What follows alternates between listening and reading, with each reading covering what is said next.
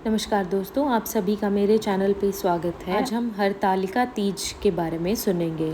हरतालिका तीज का व्रत हिंदू धर्म में मनाए जाने वाला एक प्रमुख व्रत है। भाद्रपद के शुक्ल पक्ष की तृतीया तिथि 6 सितंबर को हरतालिका तीज है। हिंदू धर्म में विशेषकर सुहागिन महिलाओं के लिए इस त्योहार का महात्म्य बहुत ज़्यादा है। भारत में हरियाली तीज और कजरी तीज के बाद अब हरतालिका तीज का त्योहार मनाया जाएगा। धार्मिक शास्त्रों के अनुसार यह व्रत निर्जला होता है। इस दिन प्रत्येक पहर में भगवान शिव का पूजन और आरती की जाती है और घी, दही, शक्कर, दूध और शहद मिलाकर पंचामृत बनाया जाता है। महिलाओं द्वारा किया जाने वाला यह व्रत बहुत कठिन होता है और इसमें उन्हें निर्जला रहकर जागरण भी करना होता है। इस दिन सुहागिन महिलाओं को सिंदूर, मेहंदी, बिंदी, काजल, चूड़ी आदि सामग्री सहित सुहाग पिटारा दिया जाता है। यह व्रत सुहागनें पति की लंबी आयु और कुंवारी लड़कियां अच्छा वर पाने के लिए रखती हैं। हरतालिका तीज का शुभ मुहूर्त भाद्रपद माह के शुक्ल पक्ष की तृतीया तिथि 5 सितंबर को दोपहर 12:21 से शुरू होगी। इस तिथि का समापन 6 सितंबर को दोपहर 3:01 पर होगा। उदया तिथि के आधार पर हरतालिका तीज व्रत 6 सितंबर शुक्रवार को मनाया जाएगा। पूजा का शुभ मुहूर्त 6 सितंबर सुबह में 6:02 से सुबह 8:33 तक रहेगा।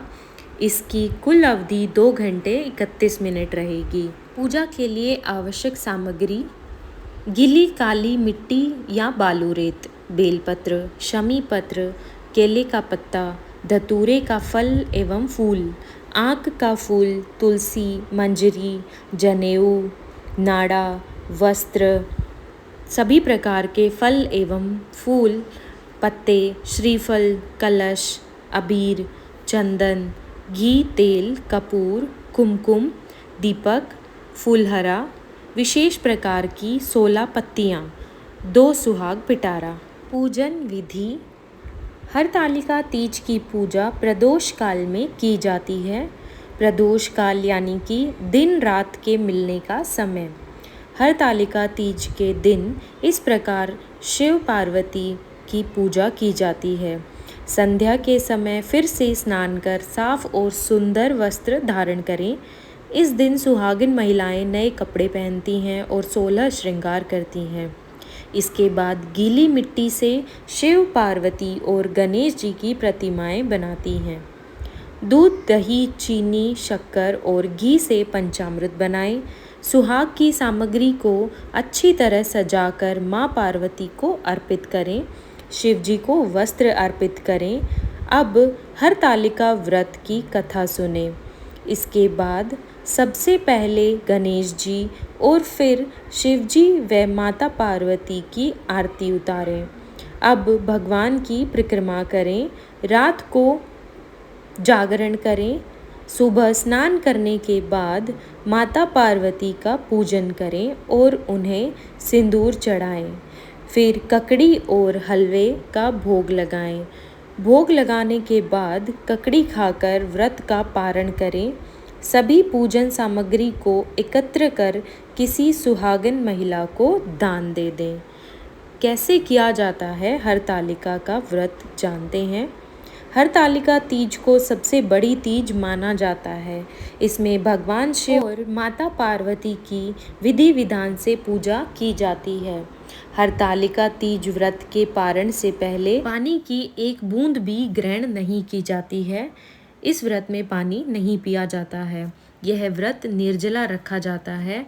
व्रत के दिन सुबह सवेरे स्नान करने के बाद उमा महेश्वर सायुज्य सिद्धये हरतालिका व्रतमहम करिष्ये मंत्र का उच्चारण करते हुए व्रत का संकल्प लिया जाता है। अगर व्रत के दौरान सूतक लग जाए तो व्रत रख सकते हैं और पूजा रात में कर सकते हैं। इस दिन महिलाएं 24 घंटे से भी अधिक समय तक निर्जला व्रत करती हैं। यही नहीं, रात के समय महिलाएं जागरण करती हैं और अगले दिन सुबह विधिवत पूजा पाठ करने के बाद ही व्रत खोलती हैं। हरितालिका तीज व्रत को सुहागनों के अलावा कुंवारी कन्याएं भी रखती हैं। सौभाग्य प्राप्ति के लिए हरतालिका तीज का महत्व। हरतालिका तीज व्रत एक कठिन व्रत माना जाता है। इसमें महिलाएं निर्जला व्रत रखकर पति की लंबी उम्र के लिए कामना करती हैं। दरअसल भाद्रपद की शुक्ल तृतीया को हस्त नक्षत्र में भगवान शिव और माता पार्वती के पूजन का विशेष महत्व है। हरतालिका तीज व्रत निराहार और निर्जला किया जाता है। मान्यता है कि इस व्रत को सबसे पहले माता पार्वती ने भगवान शिव को पति के रूप में पाने के लिए किया था। हरतालिका तीज व्रत करने से महिलाओं को सौभाग्य की प्राप्ति होती है। हरतालिका तीज का व्रत करने से सुहागिन महिला के पति की उम्र लंबी होती है, जबकि कुंवारी कन्याओं को मनचाहा वर मिलता है। यह त्यौहार मुख्य रूप से बिहार, उत्तर प्रदेश, राजस्थान और मध्य प्रदेश में मनाया जाता है।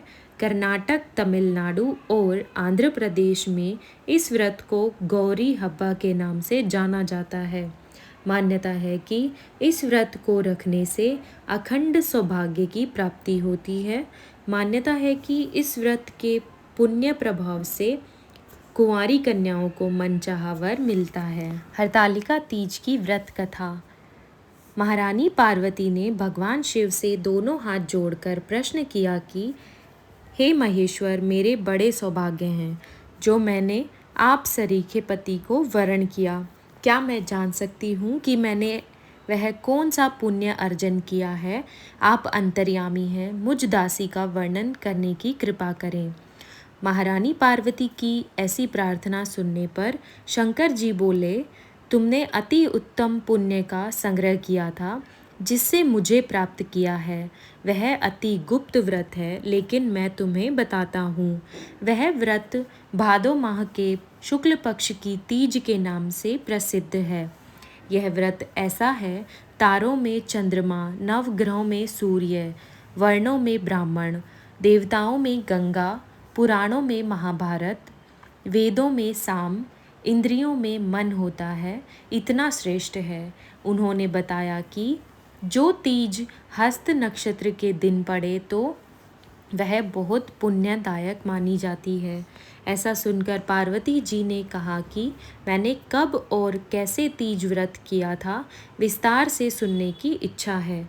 इतना सुनते ही शंकर जी बोले, भाग्यवान उमा भारतवर्ष के उत्तर में हिमाचल श्रेष्ठ पर्वत है, उसके राजा हिमाचल हैं।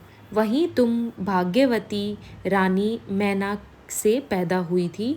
तुमने बाल्यकाल से ही मेरी आराधना करना शुरू कर दिया। कुछ उम्र बढ़ने पर तुमने सहेली के साथ जाकर हिमालय की गुफाओं में मुझे पाने के लिए तप किया।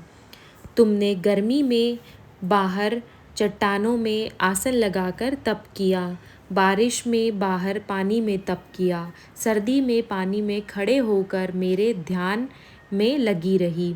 तुमने इस दौरान वायु सूंघी, पेड़ों के पत्ते खाए और तुम्हारा शरीर क्षीण हो गया। ऐसी हालत देखकर महाराज हिमाचल को बहुत चिंता हुई। वे तुम्हारे विवाह के लिए चिंता करने लगे।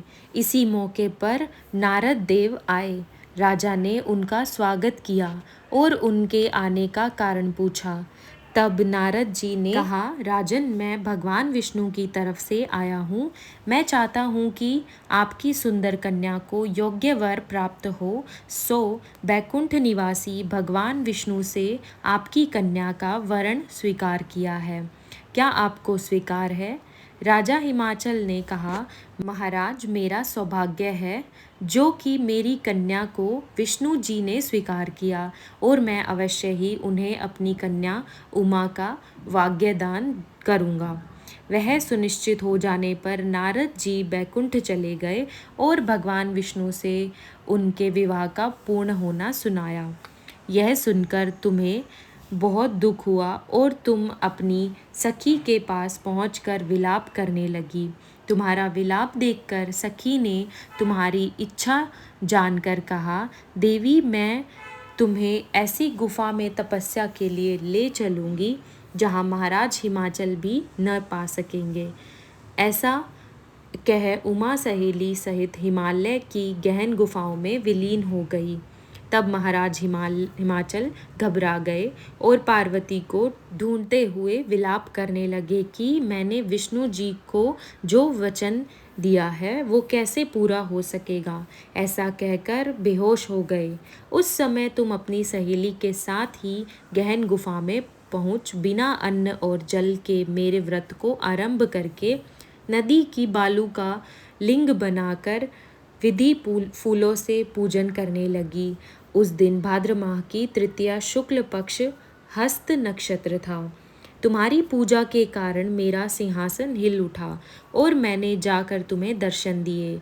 वहाँ जाकर मैंने तुमसे कहा, हे देवी, मैं तुम्हारे व्रत और पूजन से अति प्रसन्न हूँ। तुम मुझसे अपनी इच्छा मांग सकती हो। इतना सुन तुमने लज्जित भाव से प्रार्थना की कि आप अंतर्यामी हैं। मेरे मन के भाव आपसे छिपे हुए नहीं हैं। आपको पति रूप में पाना चाहती हूँ। इतना सुनकर मैं तुम्हें एवमस्तु इच्छित पूर्ण वरदान देकर अंतर्ध्यान हो गया। उसके बाद तुम बालू से मूर्ति विसर्जित करने नदी पर गई, जहाँ नदी तट पर तुम्हारे नगर निवासी हिमाचल के साथ मिल गए। वे तुमसे मिलकर रोने लगे कि तुम इतने भयंकर वन में, जहाँ सिंह सांप निवास करते हैं, जहाँ मनुष्य के प्राण संकट में हो सकते हैं, ऐसे कैसे रह सकती हो। पिता के घर जाने के निवेदन पर तुमने कहा कि पिताजी, आपने मेरा विवाह भगवान विष्णु जी के साथ स्वीकार किया, इस कारण मैं वन में रहकर अपने प्राण त्याग दूंगी। तब वे बोले, शोक मत करो, मैं तुम्हारा विवाह भगवान विष्णु के साथ कदापि नहीं करूँगा, उन्हीं सदाशिव के साथ करूँगा। इसके बाद महाराज हिमाचल ने रानी मैना के साथ मेरा और तुम्हारा विवाह किया। हम उम्मीद करते हैं आपको हमारी आज की यह वीडियो पसंद आई होगी। ऐसी ही वीडियोस के लिए हमारे चैनल को सब्सक्राइब ज़रूर कीजिए। धन्यवाद। ओम नमः शिवाय। श्री शिवाय नमस्तुभ्यम। श्री शिवाय नमस्तुभ्यम। जय माता पार्वती।